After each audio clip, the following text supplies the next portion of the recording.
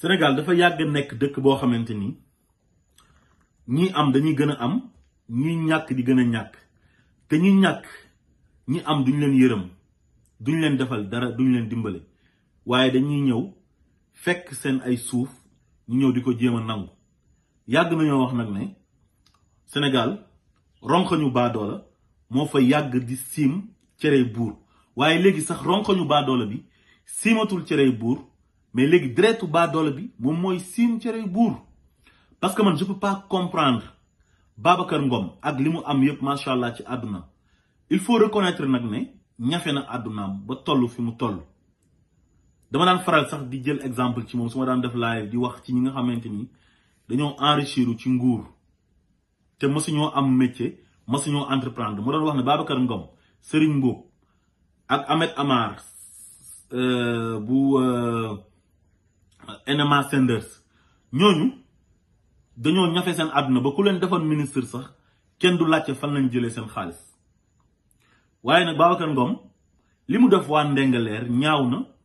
te jéggi na dayo parce que mënoo nekk milliardaire boo xamante ni yow dangaa lëkkaloo ak état bi ñu lay jox ay suuf nga dem ci mairie bu Sindian ñu jox la 300 hectares doy la nga dem dugg ci benn village boo xamante ni ay baykat lañ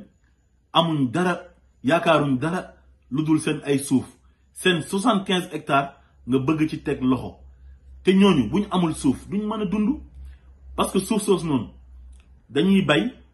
pour bu récolte jotee ñu récolter mën a jaay am luñ lekk yaakaaruñ dara ku xam Sénégal xam ne village yi benn activité moo fa am mooy bay te baykat yi sonn nañ état bi defalu leen dara bu ñu récolter seen gerte gi pour ñu jënd ko sax c'est tout un problème jiwu bi nga xamante dañ koy subventionné di leen ko jox sax da ngay gis ñoo xamante ni tey ñii ci ay këru dina lañ bokk ñii nekk ay xaritu waa nguur gi ñoom ñooy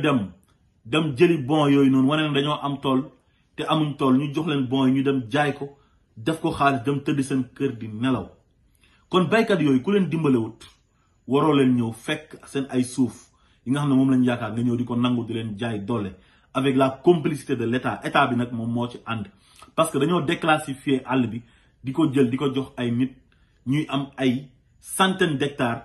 pendant ce temps sénégalais yi nga xamante nii ñu ngi nekk ay sénégalais soxla kër mënuñoo fexe sax ba am 150 mètres carrés Sénégal li nga gis koo xamante ni dafay dund ba dee pour mu am kër c'est tout un problème pendant ce temps nga gis nag ay milliardaires ñu leen di jox des hectares suñu dee bàyyi ko fi seen njaboot yi continuer di gën a am ñun ñuy gën a ñàkk loolu dafa métti te dafa ñaaw Babacar Ngom lu la yàlla may tey le reste de ta vie boo toogoon sa kër bañ a defati benn activité mën ngaa dund ci li la yàlla sédd ba ngay génnee àdduna yàlla na yéex kon nag amal yërmande te waa Sénégal yépp nañ jóg jàppale waa Ndingler jàppale tamit Bassirou Diomaye Faye parce que li mu def yombul am na ñu bëri ñu nekk dans l'administration di liggéey mais ñemewuñ sax gis genre yi di ko dénoncer parce que bu ñu ko gisee bu ñu ko dénoncer mën nañ leen see dàq kon moom dafay sacrifier vie am fu mu nekk nii nañ taxaw jàppale ko moom Bassirou Diomaye Faye il est courageux c'est un patriote il est honnête waaye tamit nañ jàppale góor gi nga xamante ni moo nekk Ndingler te am plus de 80 ans ñu ñëw nangu seen suuf jaay leen doole fekk ñu ji ba pare ñu indi fa ay caterpillar déqati luñ jiwoon ba pare indi fa ay gendarme indi fa ay nervi di leen tiital di leen jaay doole ñu ne déetawaay ñu génnee 2 millions bëgg leen a corrompre ñu garder seen dignité na ñoom soxlawuñ 2 millions yi parce que dañoo jàpp ne ñii dañoo pauvre xaar ñu génnee 2 millions jox leen su ko defee ñu bàyyi mu sedd kenn du ko bàyyi mu sedd gis nañ ne am na presse boo xamante ni nangu wuñ see wax parce que dañ leen teg pression na bu leen ci wax waaye grâce à Bassirou Diomaye Faye tax na sénégalais yépp yëg li xew Ndingler